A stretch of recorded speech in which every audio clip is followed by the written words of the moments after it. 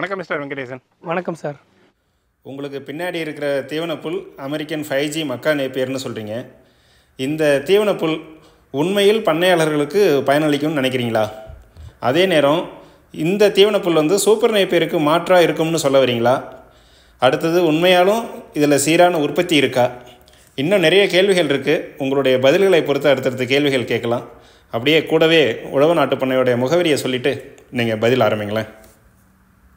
உழவு நாட்டு பண்ணையோட முகவரி பார்த்தீங்கன்னா கடலூர் மாவட்டம் திட்டக்குடி வட்டம் லக்கூர் வில்லேஜில் நம்ம ஃபார்ம் இருக்குங்க. அதாவது பார்த்தீங்கன்னா இன்றைக்கி நம்ம பார்க்கக்கூடிய தீவனம் என்ன அப்படின்னு பார்த்தீங்கன்னா அமெரிக்கன் 5G மக்கா நேப்பியர் அப்படிங்கிற ஒரு தீவனம், புல் வகையை சேர்ந்த ஒரு தீவன பயிரை பற்றி இன்றைக்கி அதில் உள்ள நன்மை தீமை என்ன அப்படிங்கிறத நம்ம பார்ப்போங்க. ஃபஸ்ட்டு விஷயம் என்ன அப்படின்னு பார்த்தீங்கன்னா, முதல் விஷயமா இது மக்காச்சோளத்தில் கிராஸ் பண்ண ஒரு வெரைட்டி தானே அப்படின்னா கண்டிப்பாக பார்க்கும்போது அதோட தண்டு பகுதி அந்த இலைகள் எல்லாம் பார்க்கும்போது மக்காச்சோளத்தில் கிராஸ் பண்ண ஒரு வெரைட்டி தாங்க. அதே மாதிரி அடுத்தது அமெரிக்கன் 5G மக்கா நேப்பியர் அப்படின்னு சொல்லிட்டு ஒரு வெரைட்டி இருக்கா அப்படின்னாலும் இருக்குங்க. ஓகே, இதனுடைய பூர்வீகம் அப்படின்னு பார்த்தீங்கன்னா அமெரிக்காவில் தான் இதை உற்பத்தி பண்ணியிருக்காங்க. இதை கிராஸ் பண்ணி கொண்டு வந்திருக்காங்க. இப்போ நம்ம இந்தியாவை பொறுத்த அளவுக்கு பார்த்தீங்கன்னா வட மாநிலங்களில் அக்ரிகல்ச்சர் காலேஜில் ரிசர்ச் பண்ணி இதை அதை ஸ்ப்ரிட் பண்ணி கொஞ்சம் ஓரளவுக்கு வெளியில் கொண்டு வந்திருக்காங்க. அங்கேருந்து தான் தமிழ்நாட்டுக்கு தீவன விதைக்கரணைகளை வாங்கிட்டு ஓரளவுக்கு நடவு பண்ணி இப்போ கொண்டு வந்திருக்காங்க. இதில் உள்ள ப்ளஸ் என்ன அப்படிங்கிறத நம்ம ஃபஸ்ட்டு பார்த்துருவோம். இதில் ப்ளஸ் என்ன அப்படின்னு பார்த்தீங்கன்னா, நம்ம சூப்பர் நேப்பியர் கோ4 கம்பேர் பண்ணும்போது இதனுடைய இலைகளின் அகலம் பார்த்தீங்கன்னா கொஞ்சம் அதிகமாகவே இருக்குங்க. அது ஒரு ப்ளஸ்ஸு. அடுத்த விஷயம் அப்படின்னு பார்த்தீங்கன்னா தண்டு பகுதி சாஃப்டாக இருக்குது. ஏன்னா மக்காச்சோளத்தில் கிராஸ் பண்ண அப்படிங்கும்போது கோ4 சூப்பர் நேப்பியரை கம்பேர் பண்ணும்போது ஒரு குறிப்பிட்ட நாளுக்குள்ளே, இப்போ ஒரு உதாரணத்துக்கு பார்த்தீங்கன்னா கோ4 சூப்பர் நேப்பியர்லாம் ஒரு 5 மாதம் 6 மாதம் ஆயிடுச்சுன்னா ரொம்ப ஹார்டாயிரும்.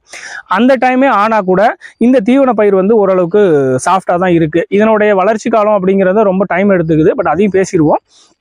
சாஃப்டாக இருக்குது. அடுத்த விஷயம் பார்த்தீங்கன்னா தூர்கள் கொஞ்சம் ஓரளவுக்கு அதிகமாகவே வெடிக்குதுங்க. ஒரு ஸ்பேஸிங் பார்த்தீங்கன்னா 4 அடிக்கு 3 அடி இல்லைனா 4க்கு 4 அடி ஸ்பேஸில் இது நடவு பண்ணி குத்துகள் கரெக்டாக முளைச்சி வந்துருச்சுன்னா தூர்கள் கொஞ்சம் அதிகமாகவே வருதுங்க.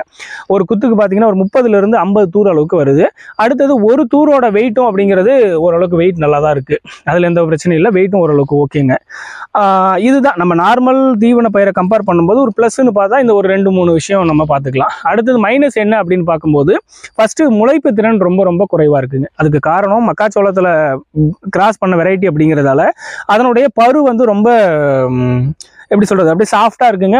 முளைப்பு திறன் ரொம்ப குறைவு. ஒரு உதாரணத்துக்கு ஒரு 50% அளவுக்கு தான் முளைப்பு திறன். ஒரு 50 கரணை வாங்கி நடவு பண்ணுறோம் அப்படின்னா நமக்கு ஒரு 25லேருந்து 30 கரணை தான் முளைப்பு திறனை எதிர்பார்க்கலாம். இது நேச்சுரலாகவே அதோட தன்மை, அவ்வளோதான். அதை மாற்ற முடியாது போல இருக்குது. அடுத்த விஷயம் சரி, ரெண்டாவது மைனஸ் என்ன இதில் அப்படின்னு பார்த்தீங்கன்னா வளர்ச்சி காலங்கிறது ரொம்ப அதிகம். அதாவது இந்த தீவன பயிரை ஆட்டுக்கோ மாட்டுக்கோ நம்ம கட் பண்ணி போடணும் அப்படின்னா 6 மாதம் ஆகுங்க. பசுந்தீவனத்துக்காக உபயோகப்படுத்துறதுக்கு நமக்கு 6 மாதம் ஆகும். 6 மாத காலம் அப்படிங்கிறது ரொம்ப ஒரு அதிகப்படியான தீவனம் தான், காலம்தான். ஏன்னா இப்போ ஒரு கோயோபஸ் 29 ஒரு சூடான் சோர்க்கெல்லாம் எடுத்துக்கிட்டோம்னா ஒரு 30லேருந்து 45 நாளில் ஈஸியாக கட் பண்ணி போட்டுடலாம். அடுத்தது சூப்பர் நேப்பியர் கோ4 எடுத்துக்கிட்டோம்னா நமக்கு ஒரு 60லேருந்து ஒரு 90 நாளில் ஈஸியாக பசுந்தீவனமாக இதை கட் பண்ணி போட்டுடலாம். இது 6 மாதம் அப்படிங்கிறது ஒரு 50% அதிகப்படியான காலம்தான் இந்த தீவன பயிருக்கு. அடுத்த விஷயம் மைனஸ் என்ன அப்படின்னு பார்த்தீங்கன்னா இது வெயில் தாங்காதுங்க. இந்த தீவன பயிர் நம்ம அனுபவத்தில் நல்ல ஒரு எப்படி சொல்கிறது, நல்ல வெயில் காலங்களில் ஒரு 7லேருந்து 10 நாள் நல்ல வெயில் அடிக்குது, தண்ணி விடாமல் விட்டுட்டோம் அப்படின்னா இந்த குத்துக்கள் இறந்து போகிறதுக்கே வாய்ப்பு இருக்குது. அந்த அளவுக்கு இது காஞ்சி போயிடுது. இது காய்ச்சல் தாங்கலை இந்த தீவன பயிர்.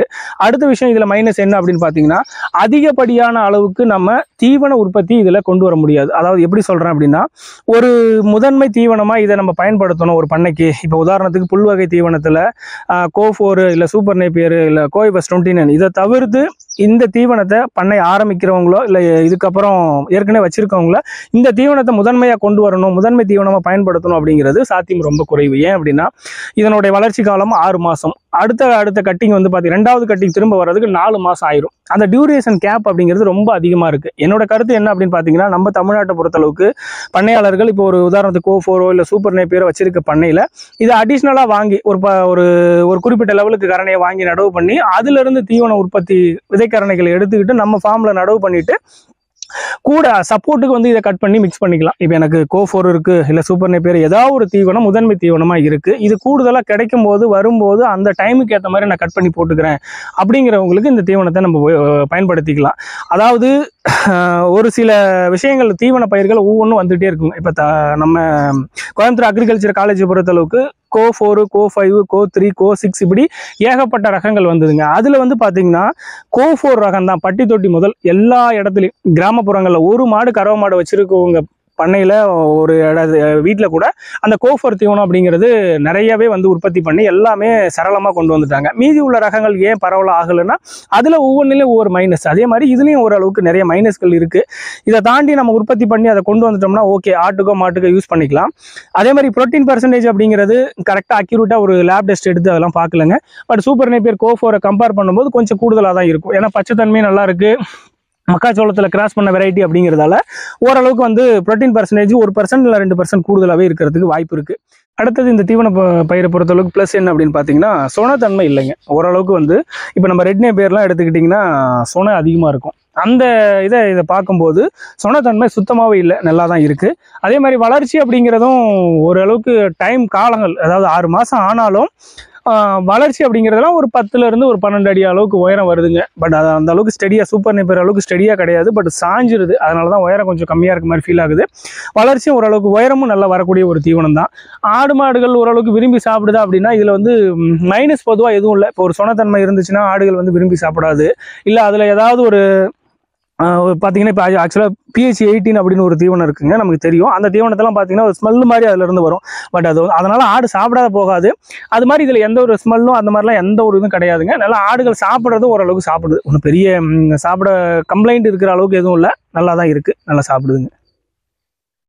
அடுத்த விஷயம் இதில் என்ன மைனஸ் அப்படின்னு பார்த்தீங்கன்னா நம்ம மக்காச்சோளத்தில் வரக்கூடிய படைப்பு தாக்குதலும் இதில் ஓரளவுக்கு இருக்குங்க. இந்த இளம் பயிராக வரும்போது மக்காச்சோள பயிர் வந்து பக்கத்தில் யாராவது பயிர் பண்ணியிருந்தாலோ இல்லை அந்த சீசனுக்கு ஏற்ற மாதிரி அந்த மக்காச்சோள படைப்பு தாக்குதலும் இதில் ஓரளவுக்கு இருக்குது. அதுக்கு ஸ்ப்ரே பண்ணி கொண்டு வந்துட்டோம்னா ஓகேங்க, அது ஒன்றும் பெரிய இஷ்யூ இல்லை. பட் அதுவும் இருக்குது அப்படிங்கிறத சொல்லணும். ரெண்டாவது, பண்ணையாளர்கள் வந்து இதை அதிகப்படியான அளவில் வந்து நடவு பண்ண முடியாது. ஏன்னா கரணைகளோட விலை வந்து ரொம்ப ஜாஸ்தியாக இருக்குது.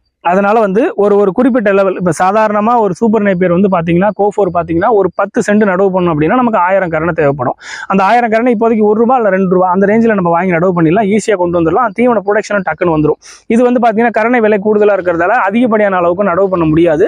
ஃபியூச்சரில் எல்லா பண்ணையாளர்களுக்கும் சரளமாக கிடைக்கக்கூடிய அளவுக்கு இது உற்பத்தி வராதுன்னு நினைக்கிறேன். அப்படி வந்துட்டால் கரணை விலை ரொம்ப கம்மியாக கிடைக்கும் போது ஒன்றும் பிரச்சனை இல்லை, வாங்கி நடவு பண்ணி ஓரளவுக்கு நம்ம கொண்டு வந்துடலாம். இப்போதைக்கு இதனுடைய உள்ள ப்ளஸ் மைனஸ் என்ன அப்படிங்கிறத நம்ம பார்த்தோம். நன்றிங்க.